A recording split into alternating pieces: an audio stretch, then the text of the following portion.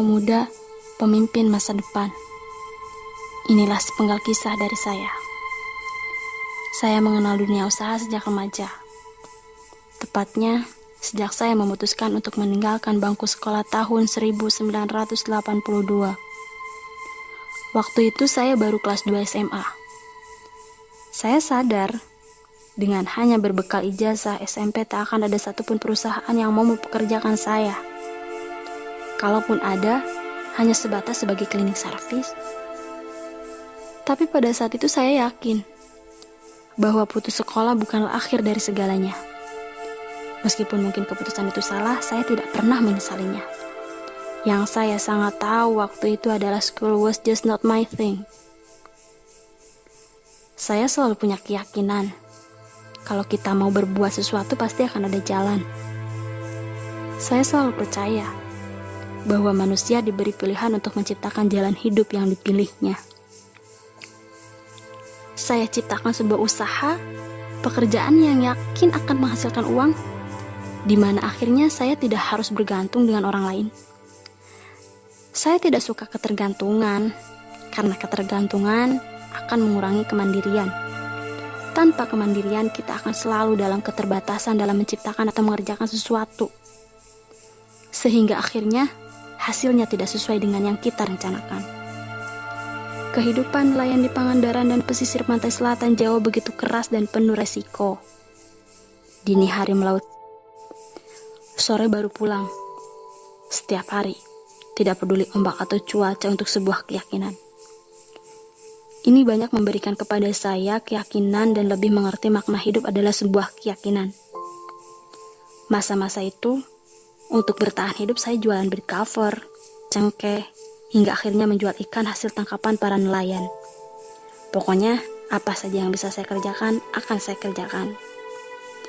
Ketika pada akhirnya saya fokus di bisnis hasil tangkapan lobster nelayan, peluang besar itu akhirnya datang. Tantangannya adalah saya harus membawa lobster hidup dari Pangandaran ke Jakarta untuk diekspor ke luar negeri.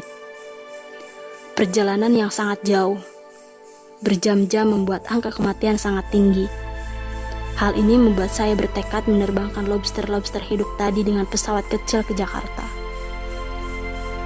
Para pemimpin masa depan, dalam hidup ini kita juga harus berani mengambil resiko. Ini terjadi ketika saya kembali nekat memutuskan mendaratkan pesawat kecil saya di Maulabo dan Pulau Simaulau. Setelah tsunami menggerus pesisir timur, Provinsi Nangro Aceh Darussalam. Semua orang tergerak untuk membantu termasuk saya. Tanpa izin terbang bahkan izin operasi, tanpa kepastian bisa mendarat atau tidak, saya akhirnya bisa meyakinkan semua pihak. Maulabo bisa ditembus lewat udara. Dan sejak saat itu bantuan mengalir ke sana. Ini bukanlah kisah heroik saya. Namun ada perasaan hangat saya merasakan good feeling yang luar biasa. Menyusup ke dalam hati kita ketika kita mampu berbuat sesuatu untuk orang lain karena kita bisa dan memutuskan untuk melakukannya. Keyakinan, keberanian seperti inilah yang membuat saya bertahan dan menjadi seperti sekarang ini. Membawa pesawat-pesawat kecil saya menembus pedalaman pelosok Indonesia. Pemimpin masa depan, saya tahu tidaklah mudah memulai sebuah usaha di negeri kita tercinta ini. Begitu banyak barikade yang harus kita hadapi dari regulasi yang tidak fleksibel, paperwork exercise yang berlapis yang mencekik kita, bahkan setelah kita menjadi seperti sekarang ini. Tapi itulah tantangan kita, untuk membuat lingkungan usaha yang lebih kondusif bagi semua pihak, untuk menciptakan lapangan kerja dan kesempatan untuk lebih banyak anak bangsa. Yang saya lakukan hanyalah sebagian dari tujuan kita untuk menjadi bagian Indonesia. Memudahkan mendekatkan anak-anak bangsa dengan ibu kota atau kabupaten dengan provinsi, mengubah hari perjalanan menjadi hanya 1 jam atau 2 jam saja, ikut berpartisipasi menjadi NKRI. Pesan saya untuk para pemimpin masa depan, mulailah ubah pola pikir kita untuk selalu mau bekerja keras, jangan berleha-leha. Sangatlah tidak pantas di negeri yang kaya raya kita menjadi miskin, seperti tikus mati di lumbung padi. Sumber daya apa yang kita tidak punyai di negeri ini? Saya tahu, saya orang yang tidak mau diatur, diperintah, atau disuruh untuk melakukan hal-hal yang tidak sesuai dengan hati nurani. Tapi itulah yang membuat saya menjadi manusia dengan pikiran merdeka.